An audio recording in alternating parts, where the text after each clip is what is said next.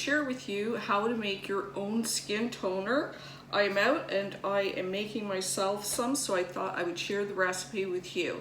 Now, the skin toner is applied after you've washed your skin, and the purpose of the toner is to not only balance your skin's pH, but it will help remove any additional debris that's locked in your pores. It also acts as an astringent, so it'll pick up any bits of excessive oil in your skin, and it will just leave it with a nice clean finish. But you also want your toner to add or preserve the moisture in your skin. And that's why we have this combination of ingredients. And this is very simple to make. A lot of these ingredients you may already have at home.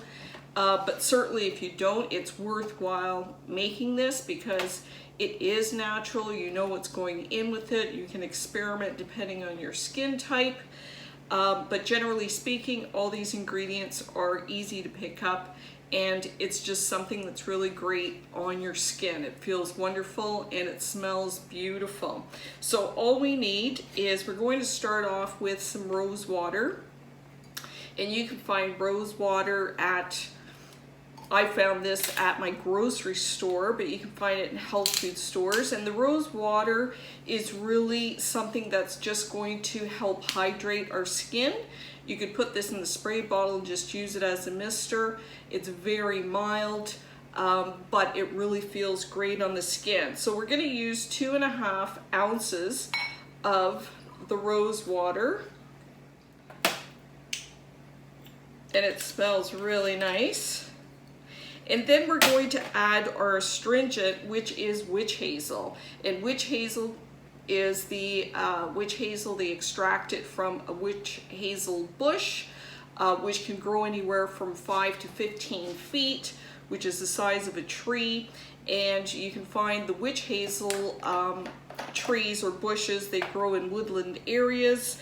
We grow them here in Canada. They grow in North America. We're actually introduced to North America in the mid 1800s. And I think everybody knows about witch hazel for bruises and scrapes, which it does work. In our case, we're using it as our astringent, and this is going to do the deep cleaning of the pores. It's going to help neutralize our skin. It's also going to tighten our skin slightly, which gives you a nice little lift. And for witch hazel, we're going to use 1 ounce of witch hazel. So we're just going to add 1 ounce. That brings it up to 3.5 ounces.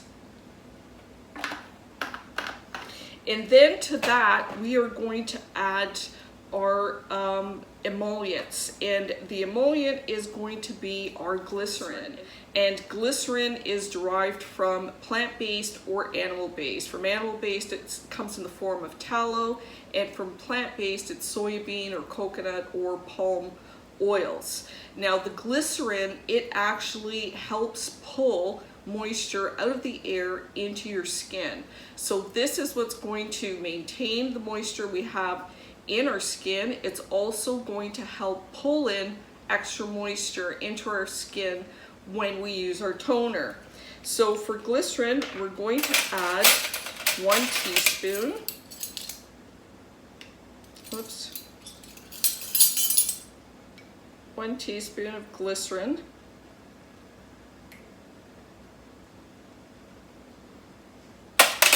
Then we are going to add some aloe vera gel. And aloe vera gel is calming on the skin. You've probably used it for sunburns, although I think aloe vera is better at healing scrapes and rashes and small skin abrasions. But it's very calming for the skin and it's cooling. So we're going to add 1 whole tablespoon. And this also gives our toner,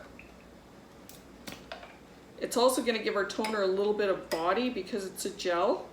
And you will find that when you have to use the toner, you might have to just shake it up a little bit in order to mix it all in. So 1 tablespoon of the aloe vera gel. Just mixing that together. And then next we're going to use our essential oils. And the essential oils that I'm using is geranium.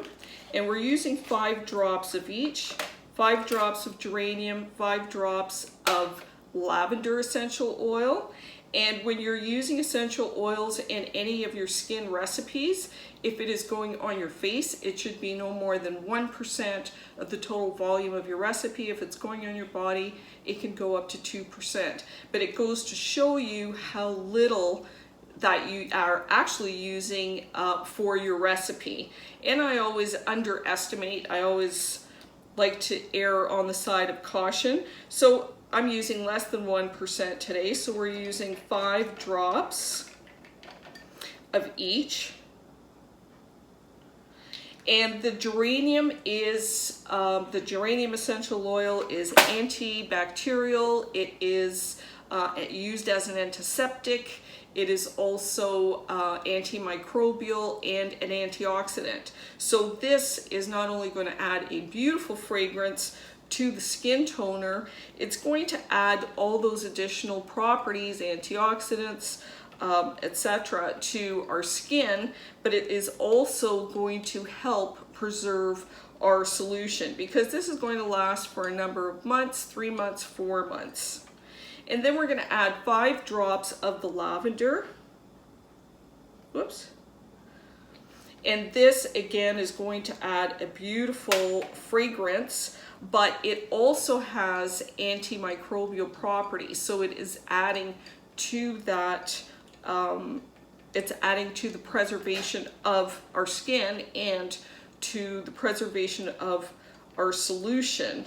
Additionally, the aroma has somewhat of a sedative effect or calming effect. So it's nice to get up in the morning and you're cleansing off your skin, so you have that additional beautiful scent aroma that is calming in the morning before you rush off to start your day. The final ingredient is we're going to use just 1 vitamin E capsule. Vitamin E is healing for the skin, but this is also going to act as a preservative for our solution.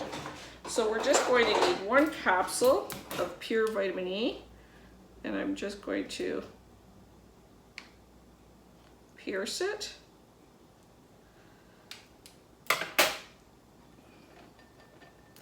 And because this is oil in water, you're going to have to give it a bit of a shake before it totally mixes into your solution.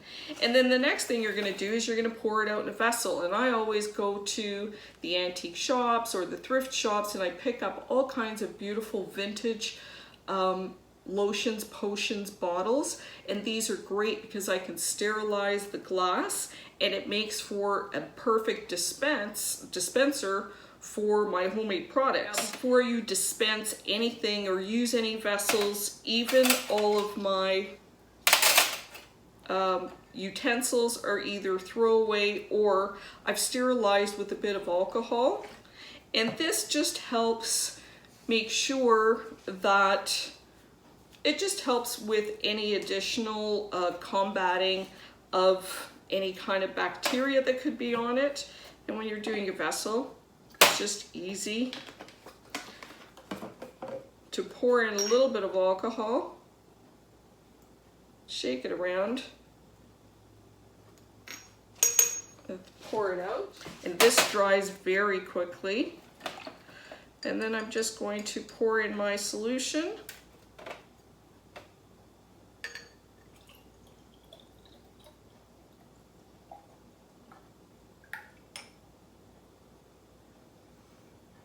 And that was, I ended up with approximately 4 ounces of my skin toner, which I know is going to last me for at least 3 months. Check on your products at the end of 3 months. You just want to make sure that everything still smells well. If you're making this and you want to try it out on your skin, test it on the inside of your wrist just to make sure that you're not allergic to anything that goes into this. When you go to use it, you just give it a bit of a shake just to make sure everything is mixed well. This is a very gentle toner that works. It does remove extra debris, but it leaves your skin feeling moist, so it doesn't totally dry it out. Really great on. Not only does it make your skin smell wonderful, but it's cooling and relaxing. Really nice on the skin. It'll take a few seconds for it to dry, and it may feel a little bit tacky for the first few minutes, and that's probably because of the glycerin. But once that dries up, your skin really feels great. And also I find that after I've used this, there is a noticeable bit of a tightness, so it's kind of nice to lift things up along with your spirits first thing in the morning. So if you like this recipe and you try it, I hope you share it.